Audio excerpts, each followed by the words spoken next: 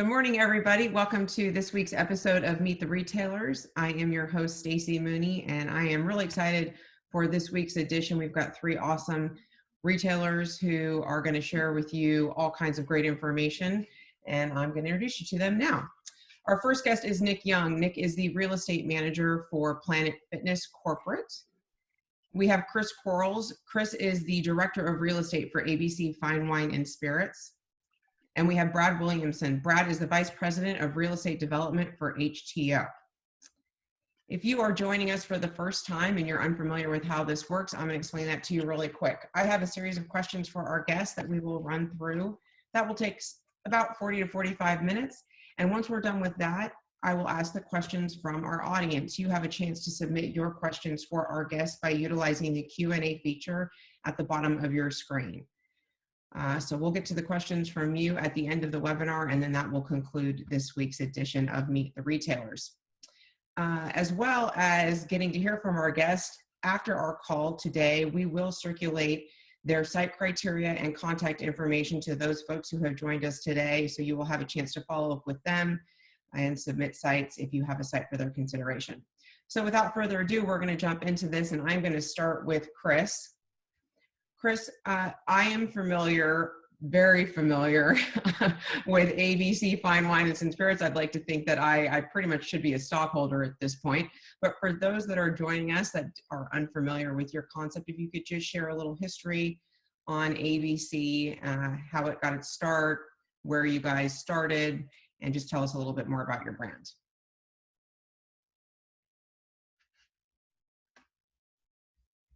Yeah, basically, thank you. Appreciate you inviting me on and let me talk about our family business. Not a lot of people know that we are Florida family owned since 1936. It was started by my great grandfather. So we're going on the fourth generation of ownership. And I happen to be a part of the executive team that obviously real estate's my specialty. I've got other family members that are involved with other aspects of the business as well in purchasing and team member services and marketing. But started in 1936. It was a small little liquor store, or actually a tobacco shop called Jack's Place.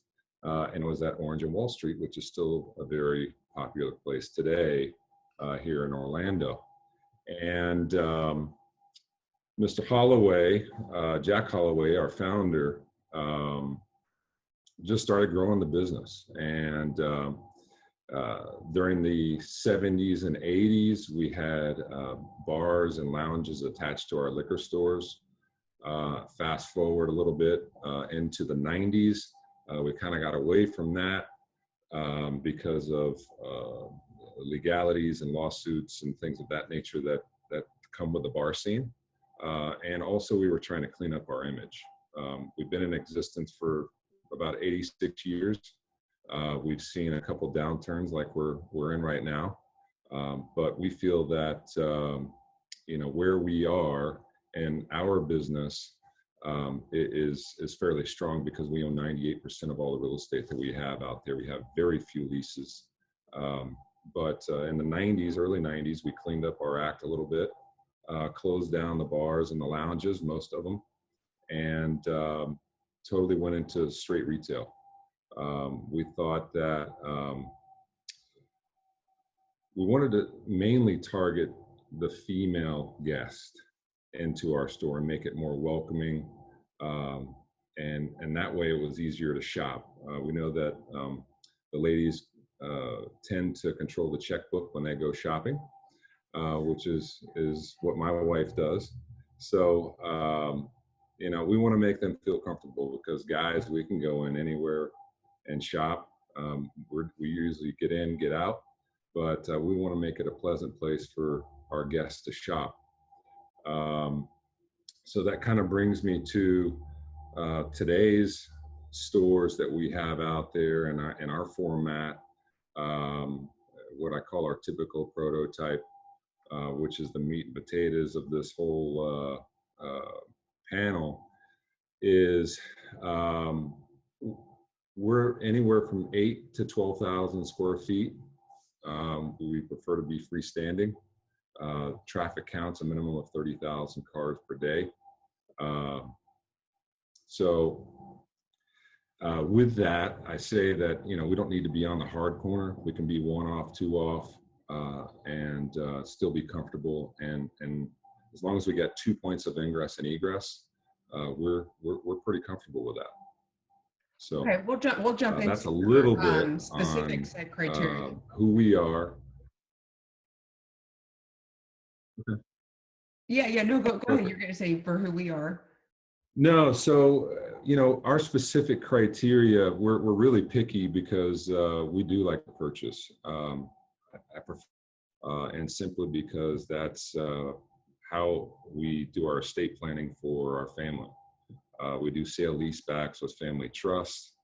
I get conversations that I have all the time with brokers out there. Is they're like, "Wow, you guys do that internally?" Well, yes, we do. We're very unique in what we do, but again, that is because we are family owned and operated. So, when I need to go approve a site, I just walk down the hall and I make a presentation, and if it meets the criteria, it's pretty good because I don't bring any site. I kind of vet them out pretty heavily.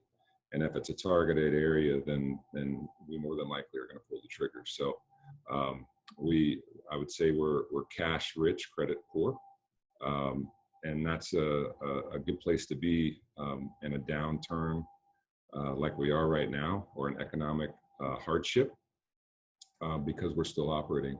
We're very thankful to be considered essential, which has hopefully kept everybody's sanity. But yeah, we are considered just like a grocery store. Our fine wine and spirits establishments have been very essential in the state of Florida. So Awesome. Well, we're going to talk about that more in a little bit. I think it's definitely interesting to have a concept like ABC on the panels, because of course, to your point, some are deemed essential and most have not been deemed essential. So we're going to talk about that in just a little bit. We'll be interested to hear your thoughts on that and how that's impacted your business. I would assume it's been good for you. Nick, I'm going to go to you. You are with Planet Fitness, and if you want to just share a little bit about the concept, your role at Planet Fitness, and anything else you want to share about the brand for our audience. Yeah, absolutely. I've been with the company a little over a year. Last month was my 1 year mark. Real estate manager, Midwest role, cover about 11 states in the Midwest and Mexico. They created this role as a support role as current director of real estate, Jen Anello. Shout out to Jen. She's based out of Dallas. I'm Chicago. As Mexico ramps up, she some extra support in the Midwest. So a little bit about the brand. We're growing rapidly. We have a little over 2,000 clubs throughout the whole system, located in all 50 states and 6 countries. So there's a lot of upside, and excited to see where the brand is going to continue to grow in the next upcoming years. That's right. And I ask all of our guests this usually at some point. How many, city of 2,000 units, of those, how many are corporate versus franchise? Just roughly. You don't have to be. We're about 5% franchise. We have a little bit under 100 corporate clubs. Majority of them are up in the Northeast and Colorado. Okay. So I'm sorry, you cut out a little bit. You said that you have how many? The majority are franchises. Is that what you said? Yes. Yeah, we're heavy franchise. 95, 98% of our franchisee. Okay. Thank you, Brad. Thank you for joining us today. We're glad you're on. I think that there's, those of us that have an affinity for Texans know about your concept, but I think that there's a lot of folks that are unfamiliar with HTeaO. Can you share with our audience what your concept is and how you guys got started, so we can all learn more about HTeaO?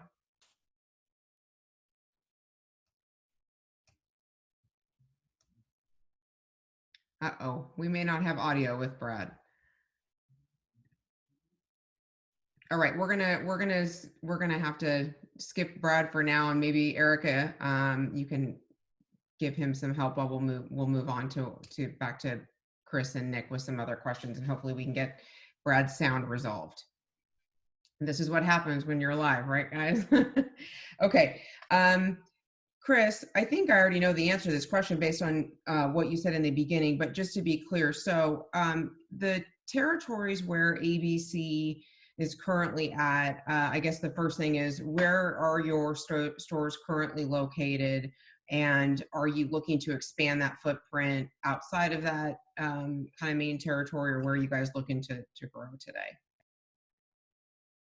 Yeah, so great question. And sorry, I felt like I went a little long at the beginning, but with such a Oh, long you're history, fine. You're fine. I've got to kind of explain and paint the picture, which was very quick. But um, so we're we're only in the state of Florida. A lot of people think that we're also in North Carolina, Virginia, South Carolina, Alabama. Unfortunately, we're not. We don't have any plans to go into those states, and that's mainly because they're all state run. Georgia, you can only own 2 liquor licenses, but that primary, what I'd like to call the Bible Belt in the Southeast, prevents us from expanding into those states. So Florida is our primary market. We are everywhere in Florida, from Pensacola to Jacksonville to Miami, over to Naples, and everywhere in between. We've got about 140 locations. We have done some recent consolidation as far as what I'd like to tell people, more quality of stores instead of quantity of stores. And that's mainly because we're really putting a lot of money into our footprints as far as what we're offering for our guests. So now we're where we were normally like neighborhood, down the street destination, which we still are in some locations. We want to really spread our footprint out a little bit, in the fact that we want to be a destination, so that people are traveling a little bit further because of what we're doing inside our stores. As far as we feel like we need to be able to engage that guest, and that we've got everything in our stores, from tasting stations, cigar humidors, wines of distinction. We also now in our new prototypes have a beer cave, so it's easier to get your Bud Light, Miller Lite, Coors Light, larger case size brands. And then we've left the beer cooler doors really for more of the what we call the RTDs, the ready to drink beverages, the hard seltzers, and craft beers from the door coolers. So we're just doing some things different. We're continually trying to tweak that model because we really feel that the shopping experience is important, and that's what's going to bring people into our store. Liquor is one of those things that's very hard to. Yes, there are apps and businesses out there like Shipt and Drizzly and Instacart, which we deliver on most of those in certain areas throughout the state of Florida. But we want to be able to engage the customer. We want to be able to teach them, because the people that we have that work for us have actually been to the vineyards, and they've crushed the grapes, and they've gone through a harvest, and they know exactly what it's like. These aren't just hourly people. These are highly trained individuals that we ship around the world to educate them on what they're actually selling. So, I'd like to. I would volunteer to be one of those testers, or go to the vineyards for you. If you need an extra hand, I'm there for you. I might drive there, but I'll add you to the list. Yeah, I think, I've noticed that your stores, as I've, again, being a proud consumer of everything you have in there and of your brand, I've noticed that you've been adding more, even on like the food offerings and stuff, like obviously the complimentary things that go with beer and wine, etc. I think you guys are doing a fantastic job. Even the exterior of your building is, the new prototype looks fantastic. So kudos to you, because I think it's noticeable.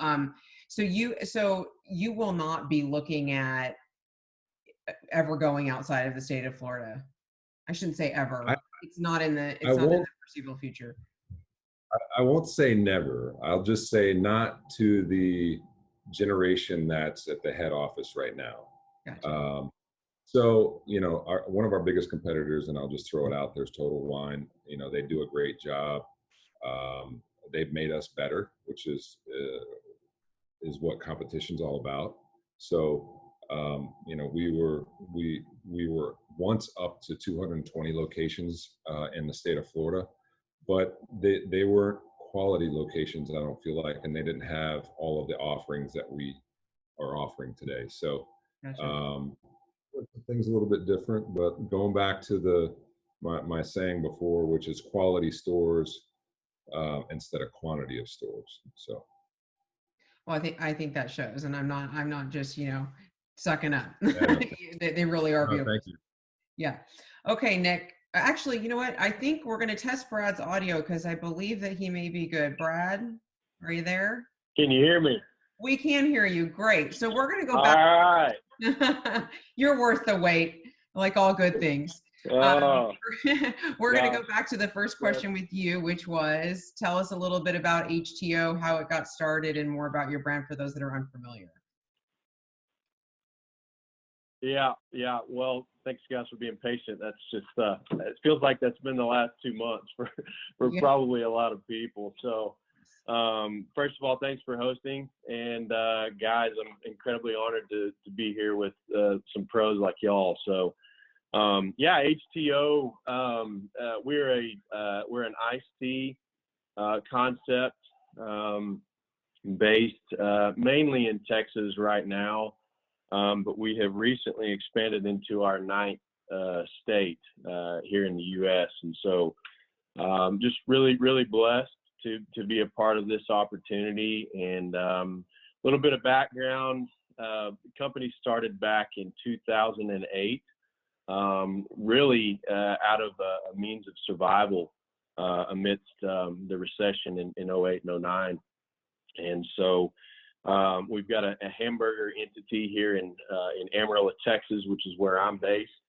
Our founder, Gary Hutchins, started selling iced tea really to try to get people back in the hamburger restaurant to sell them some food. And so really the concept grew from there. Our CEO, Justin Howe, got involved back around that same time frame, and we went through a series of tests to really prove out the prototype here in our local market, and then really just expanded from there. Started franchising in 2018, and since then we have awarded 63 franchisee groups, stores across 9 states that will develop 135 stores. So very exciting growth. In the past year, we've got 10 of those stores open. We now have a total of 14 units open, 4 corporate, 10 franchise. We've gotten 9 deals done in 2020, and 2 of those are amidst the COVID. And so we're, again, just really blessed and honored to be here.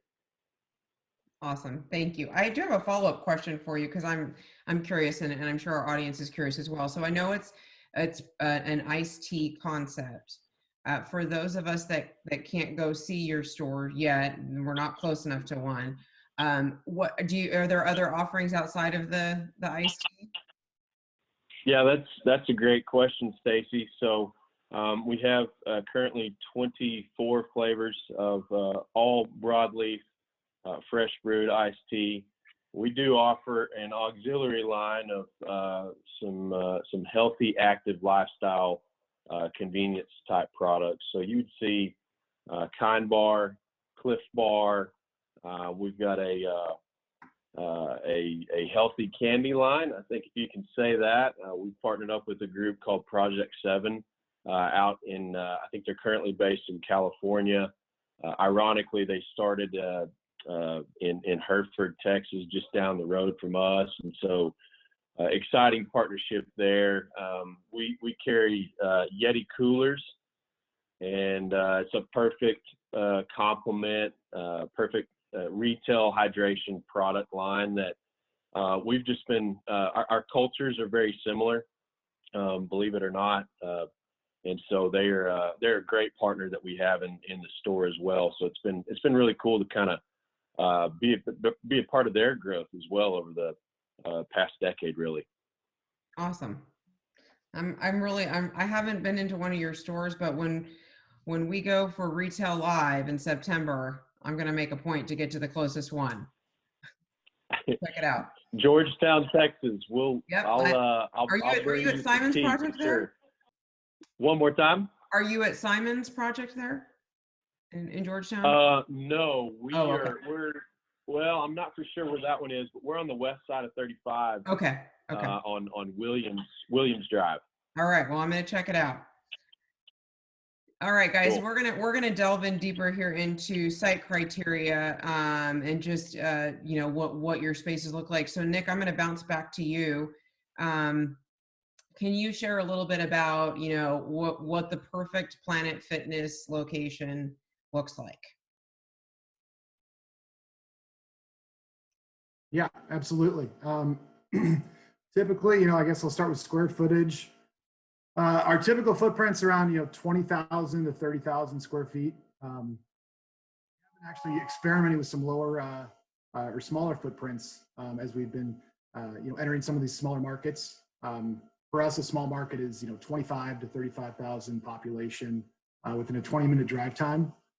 And it's opened a lot of doors for us, outside of our major mature markets. I know I can speak for the Midwest and the rest of the country. We're still filling in a lot of gaps in the major markets, but the small market initiative has opened a lot of doors for us over the last few years. And as far as the perfect site, we're really flexible. We have clubs in downtown locations all the way to neighborhood shopping center. I'd say typically, we prefer a grocery anchor shopping center. Obviously, some retail drivers, great visibility, pylon signage. We like to ask for the world, but overall we choose. All you retailers do. Yeah, we can go inline, we can go standalone, single story, 2-story. Yeah, we're pretty flexible. So I'd say any site that you think would be a good fit in a market you think a Planet Fitness needs to be in, send it over and we'll get you some feedback. Awesome. Okay, so I had 2 questions for you. You mentioned that your typical box is 20 to 30,000 square feet. In smaller markets, you're looking at you're willing to look at smaller footprints. When you say smaller, what does that look like to you? So that you don't start getting 5,000 square foot. I'm just trying to give our audience a little bit of parameters here. Please do not send me anything smaller than 10,000. And even that, we do have one club close to that range. I'd say that 15,000 to 20,000 would be more typical for us. Okay, but so as low as 15 in smaller markets. 15 is pretty atypical for us, but we are seeing franchisees kind of experiment with that. So gotcha. And then my other question would be, and I'm actually going to go back to our other guests with this as well. How do you feel about competition? So do you like to be away from competition? Do you care if they're across the street? Should somebody send you a site if there's gym across the street? You want to look at it, or would you prefer to have some spacing? Yeah, I think we definitely take a look at anything. We're generally speaking, we're not intimidated by competition. Obviously depends how dense the trade area is, how many total gyms are there currently, but we're happy to go head to head with majority of our competitors. So okay, gotcha, awesome. And just again for everybody paying attention on the webinar today, we will be circulating our guests contact information and site criteria. So again, if you have a site to submit to them, you will have the opportunity to do that. We try to get those out the same day today, but sometimes it trickles into, I may shoot you an email, everybody, on the weekend, but you will get that contact information from our guests. So just wanted to note that one more time. Chris, I'm going to jump back to you. My question for you is the same. I know you mentioned that you like to be around 8,000 to 10,000 square feet. You generally like to own your real estate. So I guess that means from an acreage perspective, how large of a parcel do you need? And then, what are some of the other criteria you look for in site selection for your brand? Yeah, so basically the smallest would be 8, obviously freestanding. Largest we have is 15,000 square feet, and that happens to be in Destin. That was just the one that, we were never west of Tallahassee until recently. And so we wanted to have a little bit larger of a stock room there. And so that's the reason for that being 15,000 square feet. But the sweet spot's really around that 10,000, which makes it for like a 7,000 square foot sales floor. We are doing some locations that if it is a tight site, if you're in the Pensacola area, we do have some locations when they are tight. I think that one's on like 0.79 acres, and it's 2 stories. So what we've done is we've utilized that bottom square, that bottom floor footprint for our entire sales floor. And then what we've done is we put that mezzanine over the top of the building and made it just this gigantic front. So when you're at 9th and Bayou, you can't miss our building because it's a beacon because of that. So, and typically we've done that. It's a lot more expensive, and it takes a little bit longer to build by another 60 days. But that's what we've typically done is that sweet spot between 8,000 and 12,000 square feet. What was your other question? Well, I guess it was more, it's also, in terms of, one is, how do you feel about competition? I know you mentioned Total Wine. Do you like to, have some spacing between them, or is it more just you have a hole and if they're there, who cares? We're going to put our, how do you feel about that? Yeah, no. So ironically enough, we love going toe to toe, and mainly because we know the rents they're paying are pretty tough and high rents. They're also in larger spaces. They're typically in the 25,000 to 30,000 square feet. We went almost right across the street from them down in North Miami, and that store does very well for us. So we don't have any problem going right across the street. Obviously, we won't go in the same development, but have no problem at all because we know that our basis is low. And if they want to compete on price, we can do that all day long. So we love the competition. Awesome. All right. That's good to know. Thank you. Brad, I'm going to jump back to you so we can learn more about your site criteria and what makes a good site for HTeaO. What do you guys look for? Yeah, so our kind of our sweet spot is going to land in the 22 to 2,500 square foot range. We're currently only looking for freestanding opportunities with a drive-through. We do operate in as little as 1,200 and as many as most recently around 2,900. So again, that sweet spot's going to land right in the middle, around that 22 to 2,500 range. Pretty flexible on the acreage, and we can get really creative. I think similar to Nick, we don't necessarily need a full-blown acre, and if we can get into a grocery anchored or even a fitness anchored center, we can carve off as little as 20,000 feet. I think optimally we're looking to land in that 20 to 30,000 feet. We do have a significant amount of business in the afternoon through our drive-through, so we're looking for very efficient car stacking ability and a good amount of parking.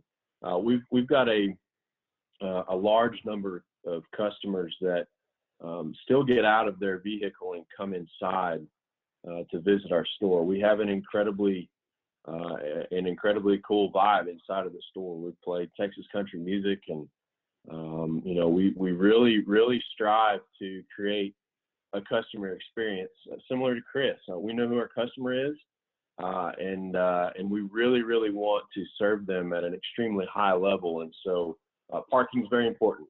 We do want them to get out and come inside and hang out with us. Awesome. So do you look to purchase your real estate, or are you doing ground leases, build-to-suits? What's your preference in that respect? Yeah, that's a great question. My dad would get mad if I said I would be okay with a ground lease. But well, he's not listening, is Justin, he? I hope not. But our CEO Justin and I, we're really flexible in the transaction. I think we are very specific about our KPIs. We know what our numbers are, and if the math works on a ground lease versus an acquisition, we're going to take a look at it. I think that also positions us, as an emerging brand, as some would call us. We want to look for the best locations, and we really don't want the transaction type to necessarily hinder that ability. And so I think that's a very unique position for the real estate department of our brand. It just gives us the opportunity to really look at everything that fits our site criteria. Yeah, that's definitely unique. There are certainly some retailers out there who have very specific ideas of what that deal structure looks like. So that's good for you, in spite of what your father says, right? Let's see. So I'm going to jump back to Nick on this. We're going to talk a little bit about, because we can't go a minute without talking about COVID. So why not continue that tradition? Because none of us are sick of talking about it, right? So Nick, I want to ask you, there's been a lot of, discussion related to, certain businesses opening, and quite a bit of focus on uses such as gyms in particular, and what that looks like, and should you reopen, and if you do reopen, how are you going to keep your guests safe? I'm curious how you guys are tackling that, if you're providing some type of criteria for your franchisees to follow, kind of an overall strategy for your brand, or what that looks like for Planet Fitness. Yeah, absolutely. It's definitely top of mind right now as we are beginning to reopen our first batch of clubs this past 2 weeks.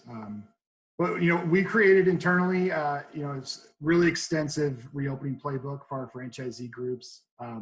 They've had access to that over the last few weeks to help get their staff trained. And obviously, we want everything to be clean. We want to train our staff, and obviously even train our members on etiquette when we get back in the clubs, to adhere to the social distancing, whether it be wiping down equipment before and after each use.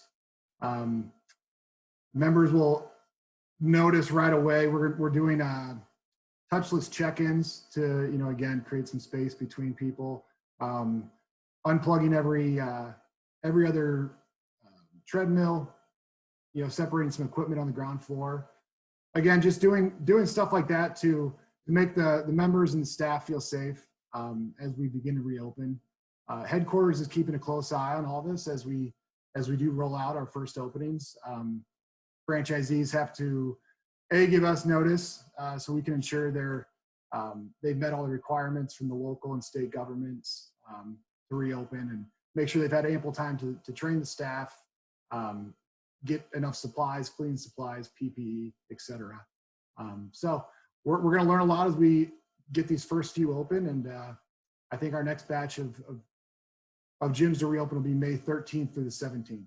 So I'm curious, and you may not have this data, but I'm just how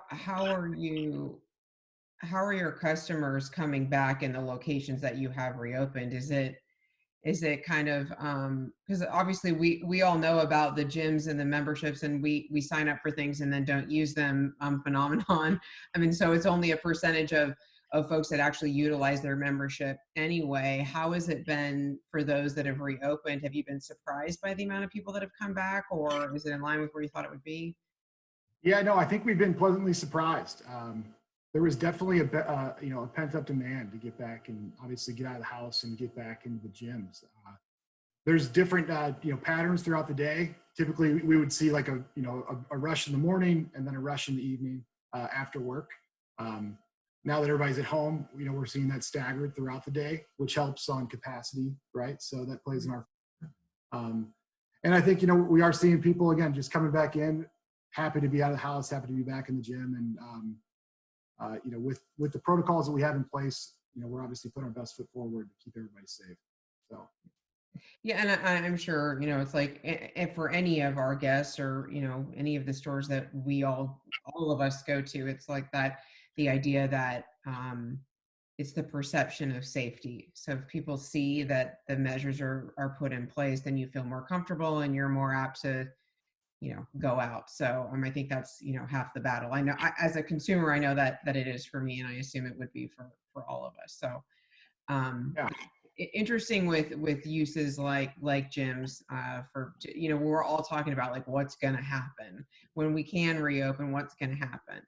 I'm going to jump to Chris because Chris's stores have been open this whole time. As we talked about, it's been deemed an essential use in the state of Florida. So good for business for Chris. I'm curious, I have not been physically into the store, Chris. I've been ordering all of my ABC products via Shipt. So I'm curious what you guys have put into place in your stores, and of those measures that you've taken, what will remain in place? Do you plan to just leave those things in place indefinitely? Or you want to talk a little bit about that? Yeah, that's a good question.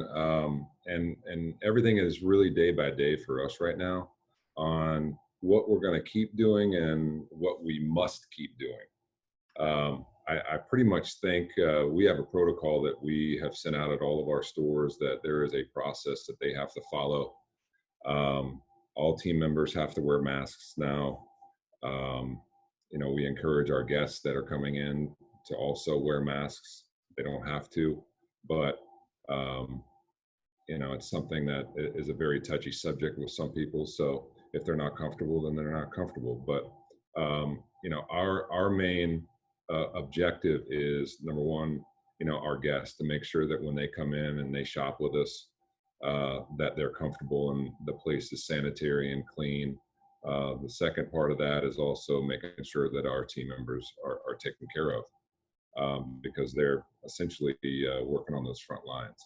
And so we put a lot of things in place in a very short order. And I mean, when we found out we were going to be one of the essential businesses that were going to remain open, what we did is we have our own wood shop here where we make all of our counters, and in every store we do that. Wow. A lot of people don't know that we that's crazy. do a lot of the things that we do in house. So basically, these guys in our wood shop were making counters for future stores we're about to open. And we told them to, hey, time out. We need you to make these privacy shields or these register shields. Just like when we heard Publix was going to start doing it, we're like, hey, if Publix is doing it, they're doing it for a reason, and we need to go ahead and act. And so within 48 hours, we had our wood shop guys made 400 of these things. Wow. And we rolled them out every location. So it's about being responsive. And so, some of the other things that we put in place is every hour on the hour, we're wiping down every handle, cart, basket, countertop, that's in each one of our stores. And so we use a disinfectant. So every beer cooler door handle that's touched, every cart that's touched, every basket that's touched, it gets wiped down every hour on the hour. So it's now become our protocol. I'm curious, is that posted in your stores? Like, in other I words, would a customer come up and see like a post-it notice that would be doing I think what we have done is we've said like, hey, here's where the dirty baskets are, or that? and then we've all said that these are the clean ones. So that way, if there are people that come through the store, they do know that they're grabbing a cart that has actually been wiped down. So Right, because it's like we were saying with Nick. I mean, again, it's that perception that you're paying attention, and it makes all of us feel safer to be in the store to begin with. yeah, absolutely. And we have posted on our doors like that says, practice social distancing for people that aren't doing that. um, just to keep people aware. And we've got markers in the floor that it's not all over the floor, but at least when people are waiting in line, Hmm. there's definitely that distance in between the guests to make them feel a little bit better. Um, and one thing that we started a few weeks back, which is contactless curbside pickup, which is now when my brother-in-law in our marketing department kind of rolled this thing out. I don't think he was, are we going to keep this as a future, uh, something we're going to do in the future, or is this just for this time now? And I mean, people are raving about it because they can order online and then they drive up to the store and, they say, hey, I'm in a black F-250. That happens to be my truck. And then our team member is on the lookout for them when they pull up, and they go ahead, pop the trunk, put the products in. Obviously, they're showing their ID, and they don't have to interact or do anything other than just show their ID. They can keep the window up. Yeah. So there's just that. That's another degree of separation to make our guests feel like, hey, well, I need a handle of Tito's, I need a case of beer, and I need 2 bottles of wine for tonight. Hmm. Uh, you know, we want to make our guests feel comfortable, and we're doing everything we can at all costs to do that. That's awesome. That's awesome. Way to, it really is all about, this people adapting. And I think what's cool is that you adapt for the time that you're in, and then a lot of times you learn something and it becomes something that you stick with. So it's good for all of us. Brad, I'm going to jump back to you. So you guys, I guess I don't know. I assume that you're reopening your stores now with the Texas phase 1. Is that, or have you been able to keep your drive-throughs open? What's been your situation through all this? Yeah, so Stacey, we've been very fortunate, also considered essential, and have been allowed to stay open. And so we have closed front of house, continued operations through the drive-through, and I kind of joke, if I were only sitting in this room here watching top line sales, I might not have been able to tell you that there was anything weird going on outside. So pretty fortunate from that perspective. We did see a little dip in the beginning. Naturally, I think as anyone who was allowed to stay open had to accommodate and just kind of hit the reset button and figure out, how do we continue to turn through the drive-through? How do we make that faster? And so, not a lot to add on the safety measures I think that everyone here is taking, but we, are taking it very seriously. We've invested a lot of money in sanitization and hand sanitizer for our employees. Everyone's wearing masks. We've implemented, a shield at the window. Ironically, at one of our stores, we've actually reversed the drive-through. And so instead of entering the entrance, you're now entering at the exit. And so we have now a 6-foot gap that if we can't actually hand the product through the window, we have a sliding door on the drive-up window side. And so our employees are actually able to walk around and deliver the product that way. So we've taken an innovative approach, and to coin Simon Sinek's phrase, existential flexibility. We literally have gone 180 degrees in the opposite direction in some of our drive-throughs. So that's been cool. It's really challenged us to just get better at what we're doing. So you mentioned earlier, I just want to clarify because I know I saw this pop up. You are strictly looking for drive-through locations. You will not do a location without a drive-through, correct? 100%. Yes, Okay. ma'am. Okay. And so obviously that's been a benefit to you. I think that's a huge, obviously one can argue that those folks that have a drive-through through this have certainly fared better than those without. Right. So, I mean, Yes, that's ma'am. probably why, as you say, you wouldn't know that anything's even happening out there. Right. Yeah, I mean, no one planned for COVID to shut down the world, but we always knew drive-throughs are extremely important, not only for convenience, but ironically, as it happens, this is truly a survivability tactic for us to continue to serve our product. We've seen an interesting change in consumption. Naturally, we don't have as many ticket counts. We don't have the same volume of people coming to the store.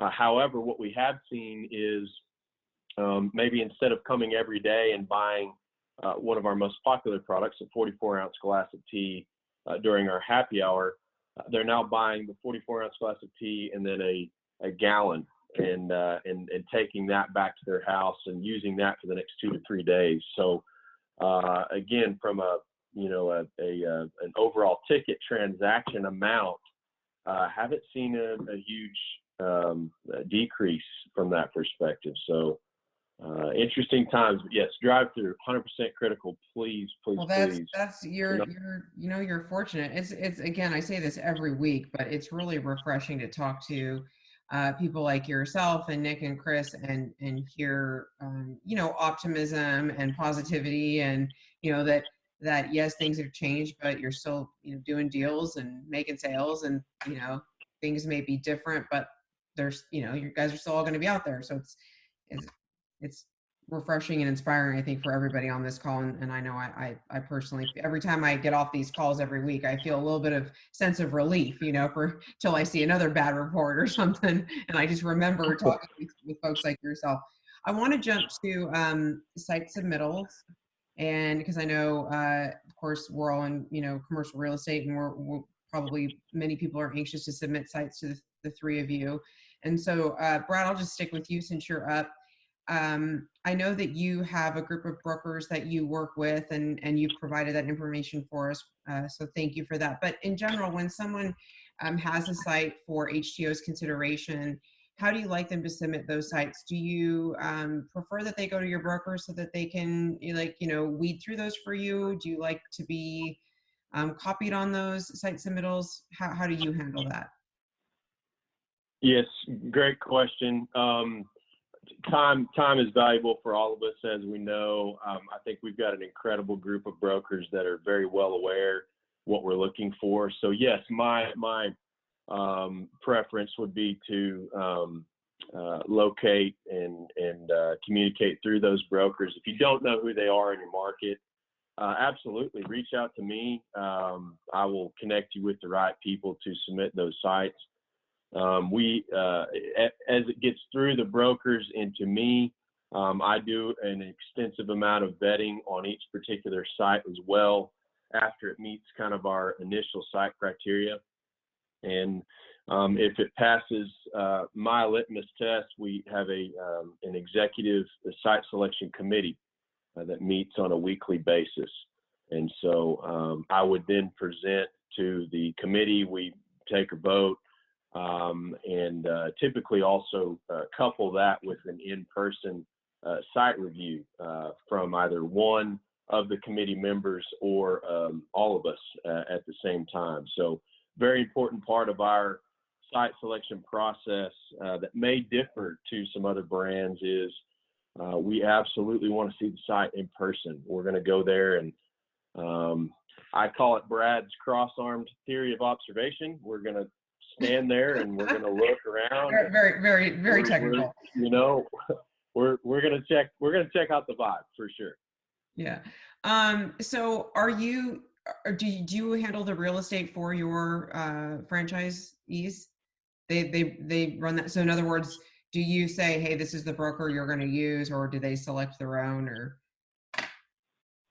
Yeah, good question. We don't tell anyone who they have to work with. Obviously, I have a phenomenal group of brokers that I'll make recommendations for. But I think, commercial real estate is an interesting world. I think there's a lot of people out there that want to do the easy deals and don't want to do the hard ones. And, that's not really how we operate. We need guys that dig in and grind and work on those hard deals too. And so I've got a phenomenal group of folks that we work with. And, ultimately it's their responsibility to keep the business and continue to work hard and take care of each franchisee that they have the opportunity to work with. And so I think, that's the beauty of commercial real estate. And that's really been our approach. awesome. Okay. So the preference is to submit sites through your brokers. They'll vet them. They'll go up the chain to you, and then so that's the preference. And we Yes, will get ma'am. those. We will get those brokers out to everyone. Nick, I'm going to bounce to you on that question. Site submittals. Do you want them to go to you, to your broker, to both of you? So for us, if you already have a personal relationship with a broker, I've talked deals in the past. I'm happy for you to keep interacting with them one-on-one. But overall, we definitely prefer to have site submittals run through corporate first. And we have about 130 franchisee groups in our system, and a lot of these territories overlap, especially in these major markets. It starts to look like Swiss cheese in some areas on who owns what, right? So we prefer to handle the communication. We have an amazing team at our headquarters out in New Hampshire that vets all sites. If it meets our criteria, they'll present it to the appropriate franchisee or broker, and we'll kind of go from there. But, That's a nice service for your franchisees that because I think in most situations it's actually the opposite, but it must be it's nice to have headquarters send it to you and say, hey, we've vetted this and this is worth looking at. Yeah, absolutely. And it helps us too, just to keep an eye on what's going on. And our department, we usually would like to keep the foot on the gas, right, for development. So yeah, I'm sure it benefits everyone. Yeah. Thank you. Chris, correct me if I'm wrong, but you are your broker. I am. I'm a broker, but But you're also the broker for ABC. yes, basically. So they should submit sites to both the broker and the real estate. The real estate guys, one and the same. One and the same. So here's what I've always told brokers. I'm like, look, we don't do any exclusives, but what I will tell you is if you go out and work for the business, you're going to get it. So, my predecessor, my old boss, Tom Hartman, taught me, he said, brokers want to sell their sites. And, he comes from the old school. He's taught me a lot about this business. And so we've never really done exclusives. And what I tell brokers is I'm like, look, you want to go out, you want to find me sites, I'll give you the exclusive, unexclusive if you go out and do the work. And so instead of, an e-blast, which gets caught up in my spam anyway, a more personal email to me saying, hey, I see you have a location here. This location happens to be 10 minutes away, which is part of our criteria for another location. Sorry, so you need a 10-minute drive time, distance, and spacing? Yeah, 10-minute drive time. We used to use 10 miles, and that was when you start to get in the South Florida markets. Too far. Could be, that 28 minutes later, that could be 2 hours. Right. So we start drive times, and that's really helped. We use some analytic software out there that's helped us do that, and just really helped me do my job better. So yeah, I do rely on brokers out there. I see a lot of them on here today, which is thank them all for watching and being on here to learn a little bit more about our businesses. So, with that said, it's just one of those things. You bring me a site. If I've got a broker work in the market, and I'll say, hey, you know, send it to Check that him. out, or Yeah, yeah. vet it a little bit more for me. Stuff like that. But that's primarily how I work. So we do not have any exclusives. Gotcha. And so sites go to you. Sites go to me. Sites go to you. Okay, guys, we're getting close to the end of our window here, and I have some questions from the audience for you, and so I want to get those answered. I thought this was interesting. Brad, a guest wants to know if you guys also sell beer. If we sell beer? Yeah. No, we do not. Non-alcoholic brand. All right, very good. I don't know if they were looking for an iced tea beer or what, but they should come see Chris if they are, I guess. And then they also wanted to know, Brad, for you, if being on the going to work side of the street or on the way home from work side of the street mattered to you guys, and what your preference was. Yes, fantastic question. Overwhelming part of our sales are in the afternoon. And so as a general rule of thumb, and this doesn't always prove to be the case, but generally speaking, if you see a coffee shop, we're probably looking for the other side. Gotcha. So going home, to be specific. Right, got it. Understood. Yep. Thank you. Chris, you touched on this, but somebody is specifically asking how you are. Again, I feel like you've pretty much answered this, and if you wanted to say, I think I answered that. But they're asking how you're differentiating yourself from your competitors. They did mention Total Wine. What makes your concept unique? Do you have anything more to add to that? No, and I was trying to answer those questions while the other panelists were talking. But when you start out at best price, best selection, and better service, that's really what it comes down to in our business. Mm-hmm. As we continue to innovate, just like we're doing, with everything for COVID-19 in our stores, I really think that's what it comes down to. So, I think people may go shop one time with another liquor store, retailer. But when they don't either get the education or don't get the answers they want or the service they want, it's hard for them to go back.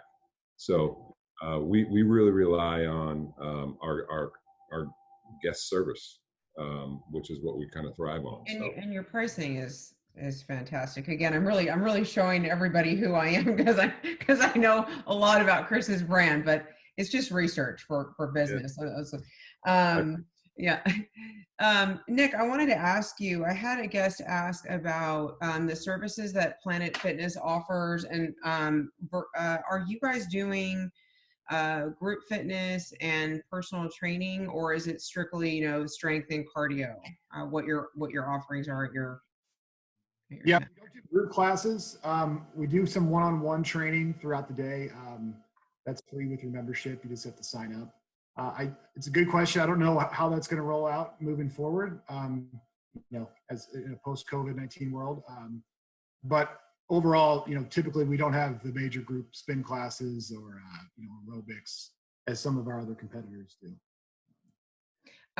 Did you do virtual workout? Have you guys been doing the virtual workout? Yeah, it's something we're really proud of. So back in March, when we shut down all of our gyms, we wanted to find a fun way to kind of keep people active at home. We launched a United We Move campaign, which does daily 20 to 30-minute home workouts ran by our Planet Fitness trainers. And we've also had a couple of celebrity guest trainers, which has been really fun. We've just seen like a crazy amount of response from that online, and I'm sure something we'll look to continue in the future. Go check it out, everybody at home, and get moving. Is that just on is it planetfitness.com, or where would they find that? It's daily, so we run it on Facebook, Facebook Live, and then you can also find it on our YouTube channel. Okay, gotcha. Thank you. All right, guys, we're getting down to the end here, so I want to give each of you the opportunity to speak about anything on your brand that maybe we have not covered, and if you feel like we're good, then that's okay too. But Brad, I'm going to start with you. Is there anything specific that you would like the audience to know about HTeaO, whether that's particular areas of focus for you in terms of growth, or an area you really need sites in, or anything else about the brand that's important? Is there anything else you want to toss out there? Yes, thank you for asking. Just real quick, we are a community brand, and so we're not looking for anything up on the highway with exorbitant traffic counts. We do look for strong traffic corridors, but not focused on the 60, 70 mile an hour speed limits. We're looking for the really 45 or below speed limit areas that are heavily trafficked. And so I think that's very important, and really aligns with our brand too. When you come inside of our store, you're going to be greeted by family, and this is really the culture that we are building. So I think our real estate is very closely aligned with our culture as well.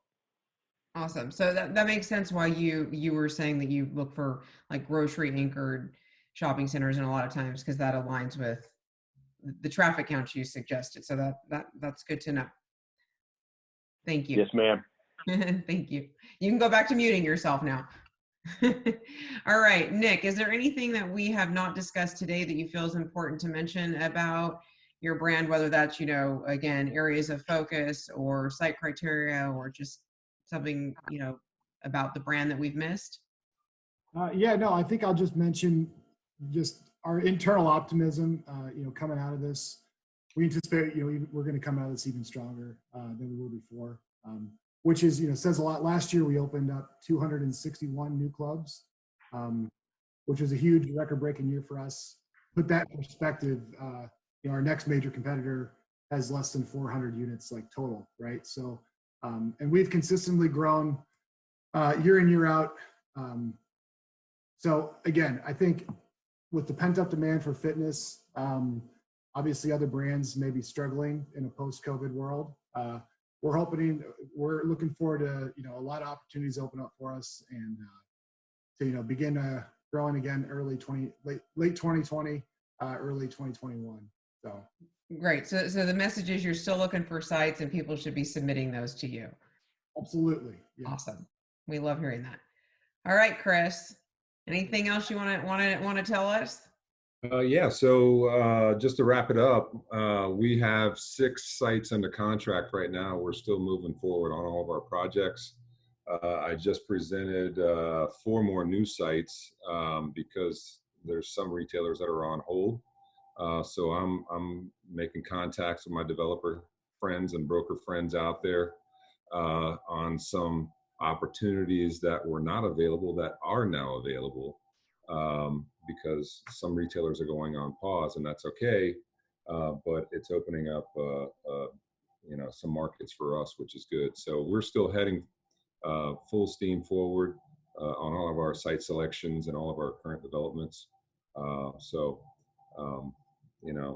wish everybody all the best coming out of this COVID-19, and we're just thankful to be essential retailers. Well, I speak for myself, and I think everyone else, that we're also happy that you were deemed an essential retailer for those of us that are in Florida. All right, you guys, thank you, Brad, Nick, and Chris, for joining me this morning. It's been really nice visiting with you. We've had some good laughs, and I really appreciate you guys sharing, what's going on with your respective businesses and sharing that with our audience. It's great. So thank you. All right, you guys, that concludes this week's episode of Meet the Retailers. If you enjoyed it and you want to see more, please join us next Friday at 11 a.m. Eastern Standard Time. We will have 3 more retailers that we'll be visiting about their site criteria and real estate specifications for you. As a reminder, you can also go onto our website at retaillive.com, click the events tab, scroll down to webinars. You can see past episodes there, and you can register for future episodes there as well. Thank you so much, everybody. I hope you have a great weekend. We'll see you next week.